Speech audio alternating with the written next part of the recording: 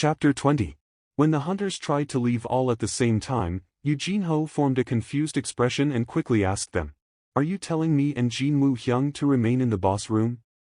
Hwang Dong-suk smiled with his eyes and replied, "The B***starred is yet to wake up even though we've been talking loudly for a while now. So, I'm sure nothing's going to happen here. Well, there are some things I want to speak to my boys, too, so we'll take a short smoke break as well. But, don't worry, it won't take long." Jin Woo listened to Hwang Dong-suk's rather detailed explanations and smirked inwardly. "You've finally revealed your true colors, but all of you are leaving at the same time. Aren't you fools taking us way too lightly?" They were looking down on him because of his low rank, of course. As Jin Woo expected him to, Hwang Dong-suk finally began to move. It was slightly different from the youth's expectation, though. It had been 4 years since he became a hunter. During that time, he had met many hunters. One of them was an Ajusi named Mr. O. He had retired from the life of a freelancer, but still showed up now and then to help out with the association's work. "Be careful of geckos." Mr. O used to say that rather often, when one participated in raids, one would inevitably encounter a dangerous situation. When such an event happened, some crooked, immoral hunters would try to sacrifice someone who had been fighting alongside them until then, with some flimsy pretext of them not being in the same team, to begin with, or that the other party was simply weaker than they were, all just to buy themselves some time for their safe escape.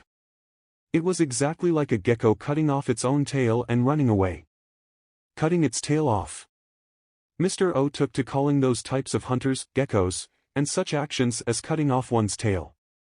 The regulation stated that in order to enter a gate ranked C, the minimum number of participants had to be 10. Yet, Hwang Dong-suk's team only had 8 members.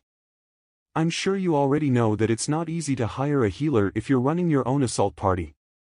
Well, we've been doing things this way until now, so it'll be fine. Indeed, he stuck to only 8 members, even though his team had entered countless gates ranked C, so much so that he could say, "this way until now." They obviously have no reason to fill the last 2 spots. They needed a tail that they could cut off at any given moment, after all. There was a reason why they were willing to accept anyone whether it was a hunter ranked E or a newbie. And now, Hwang Dong-suk had decided to abandon both Song Jin-woo and Eugene Ho for a slightly different reason than usual. But, it's a good thing for me. Jin-woo had figured out Hwang Dong-suk's intentions pretty early on, but chose to say nothing. This was what he wanted, actually. However, unlike Jin-woo who was full of confidence, Eugene Ho was quite different as he only started his work as a hunter today. Eugene Ho spoke with a voice full of worries. "No, wait a minute. That is just, why don't we leave together?" It was then, Jin-woo spotted one of the hunters at the back raise his hand towards his hips. So, he placed his hand on Eugene Ho's shoulder and spoke. "It'll be fine. We'll guard this place." The hunter's hand heading towards his waist stopped. Eugene Ho was quite surprised and confused, but Jin-woo simply kept his mouth shut and lightly shook his head. Sure, the kid was noisy and got on his nerves just a tad, but Jin-woo wasn't planning to let him die here. After all, didn't he try to get the fair share for Jin-woo just now, although that would have ultimately put him in a disadvantageous position? Hwang Dong-suk formed a smile as he looked at the 2 youths. "Our van isn't parked too far, so it shouldn't take long." Well, then. Hwang Dong-suk and his lackeys quickly escaped from the boss room, and their footsteps rapidly got further and further away. Eugene Ho turned around and demanded answers from Jin-woo. "How could you say those things, Hyung? What if that thing wakes up?" Without a doubt, he was quite scared of that spider. Looks like this kid hasn't grasped the situation quite yet. Jin-woo inwardly clicked his tongue. It was too much of a bother to explain everything, too. Instead of an answer, he began loosening his body once more. Around the same time, Hwang Dong-suk turned around towards the boss room. The hunters following him also came to a stop. They had arrived at a far enough spot from the boss room now. At this sort of distance, there was no danger of being overheard. Hwang Dong-suk smiled deeply and signaled to Jo Gyo-hwan next to him with his chin. "Hey, Gyo-hwan, block up the entrance to the boss room. Should I blow it up?" "That's right. But, don't block it up completely, we gotta go in there a bit later, too. Li Cheoljin then asked him. Huang Hyung, is there a reason to beat around the bush like this? Why don't we just kill them now and get started right away? Huang Dong-suk's expression crumpled and glared at the other guy. There was no need for him to maintain the fake smile now. At least that was one less thing to worry about. Am I bad? Li Cheoljin averted his gaze in fear. Huang Dong-suk scared. What if we start fighting there and the spider wakes up? How will you mine those mana stones and carry them out then? I'm sorry, Zhou Gyuhuan butted in. Huang Hyung, since we are on that subject. Wouldn't that thing wake up while we try to mine the mana stones? If so, we might end up losing big. That creature was strong enough to prey on those already scary insect-type monsters. If the team got sneak attacked in the middle of the mining operation, the losses they incur would be enormous. That is why, Huang Dong-suk smirked deeply. We're trying to offer those two up as food, aren't we? Zhou Gyuhuan nodded his head as if he had finally understood the plan. Right now, no one knew just when the spider would wake up. It could be 10 hours from now, maybe 1 hour, or it could be a minute later. That was why they had to wake the spider up now and feed it.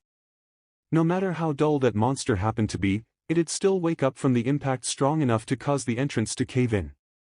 Huang Dong-suk continued on. We mine the mana stones when the spider goes back to sleep with a full belly.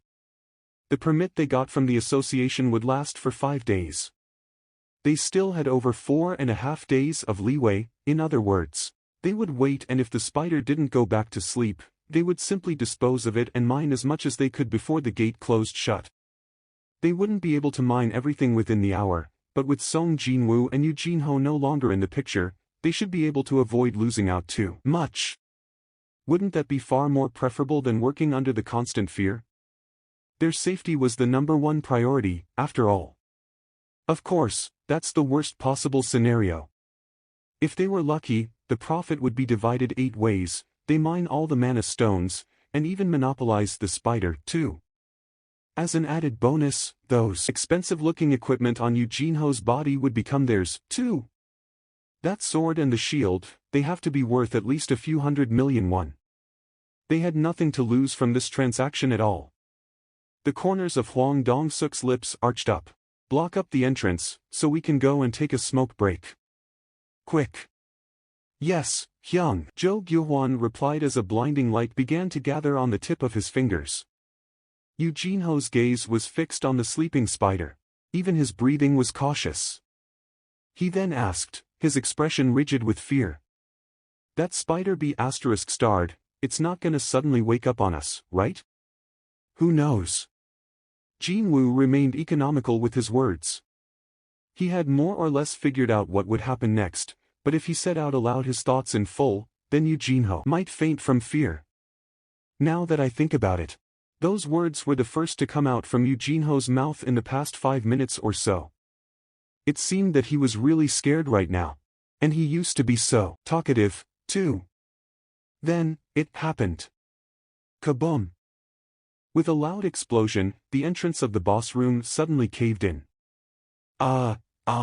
Hurriedly ran towards the entrance. Unfortunately for him, the entrance was completely blocked up by the fallen rocks. He pushed on with all his might, but not a single stone budged. Jinwoo slowly walked over there in the meantime. Groan, Hyung, help me push this. Yu Jinho was still giving his all to push the blockade of stones away. He said his name was Zhou Gyuhuan. Before the explosion, there was a flash of light. A sorcerer ranked C that controlled light. This was no doubt that be **starred's handiwork. Jinwoo placed his hand on the fallen rocks. If I want to, I can get out of here at any time. He could sense the weight of the stones through his hands. They weren't as heavy as they looked. When he very slightly pushed, he felt the wall tremble gently. Of course, he wasn't thinking of leaving at all, anyways. Yu Jinho pushing at the stones and cried out as if he had finally figured out the truth. His face now reddened in fury. Yu Jinho shifted his gaze over to Jinwoo. Those sons of B*** cheese are trying to kill us.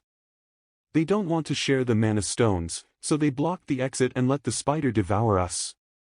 Wow, you figured that out so quickly, Sherlock. Jinwoo was rolling his eyes in his head, but still played along for the time being. Looks that way. This is troublesome. Heek.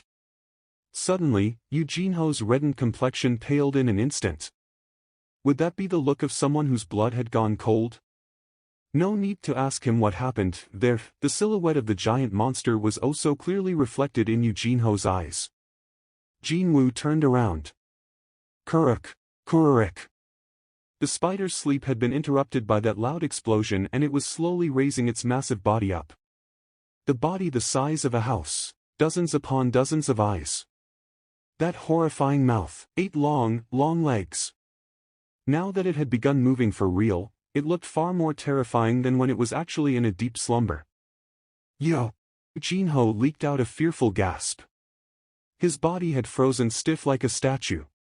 On the other hand, Jinwoo kept his sight firmly locked on the spider as he calmly summoned the poison fang of Kasaka from his inventory. You're mine. This was the perfect opportunity to test out his enhanced stats. The poison fang of Kasaka appeared in his right hand, swish, as if it had always been there. Jinwoo gripped the dagger's hilt tightly. The reason why a hunter was called a hunter, from this moment on was when the true hunt would begin. Hang a second, Hyung. However, Yu Jinho swiftly snatched up Jinwoo's sleeve just as the latter took a couple of steps towards the spider. What are you trying to do? Yu Jinho's hands were shaking pretty bad. Jinwoo used his left thumb to point over his shoulder. Obviously, I'm going to hunt that. Jinwoo had been following around Hwang Dong-suk's group until now for that purpose, in order to monopolize the remaining monsters in the dungeon as soon as Hwang Dong-suk cut the tail and ran away. This was a splendid opportunity to swallow whole all the experience points and magic crystals. Well, only if the boss hadn't devoured every monster in this dungeon, that is. If that hadn't been the case, then he would have profited a lot more, though. What a missed opportunity that was. However, Yu Jinho's facial expression clearly displayed his disbelief, as he had no idea about Jinwoo's special constitution. What is this Hyung rambling on about?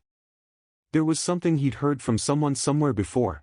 A person would stop thinking rationally the moment he or she received a mental shock beyond their capability to deal with. The hunter ranked E standing right in front said that he'd hunt the boss of a C-rank dungeon. If this was not an act of irrationality, then what else could it be? Yu Jinho asked again, this time looking rather dumbfounded. Hyung, you want to hunt that thing, for real? Jinwoo scratched the top of his head, looking somewhat troubled, before replying back with a question of his own. What, you want to hunt it, then? Part 10. Give and Take. Jinwoo turned around even before Yu Jinho had the chance to respond. There was no need to listen to his reply, anyway. Even now, Yu Jinho was barely managing to stand up straight as his legs continued to shudder. From the get-go, he didn't expect anything from Yu Jinho. Rather, he was relieved that the kid didn't follow after him while saying he'd lend his aid or some such. He'll just get in my way, anyway. Jinwoo slowly approached the spider. The spider must have discovered the human's presence as well, as it was changing its direction towards them while shuffling on its 8 legs. It was coming closer. As if it found the never-before-seen prey rather strange, the spider didn't immediately rush out. Using its thick and long legs to push down on the ground, it inched closer and closer. Fu-woo. As that giant monster slowly filled up his entire view, Jinwoo's breathing became heavy. His heart began thumping faster and faster, too. Thump thump, thump thump. Jinwoo controlled his wayward breathing and did his absolute best to calm himself down. He had to remain focused and steady here. He recalled the exact feelings he felt when he stood at the end of the second floor of the Hapjeong Station's instant dungeon. He then recalled seeing the poison-fanged blue Kasaka for the first time. However, this giant spider in front of him didn't emit as much pressure as that snake did, meaning, he could definitely do this. From the get-go, if he thought that this boss was impossible to clear alone, he wouldn't even have stayed here. They had gotten close enough that his face was now reflecting rather clearly on those smooth, jet-black eyes of the spider.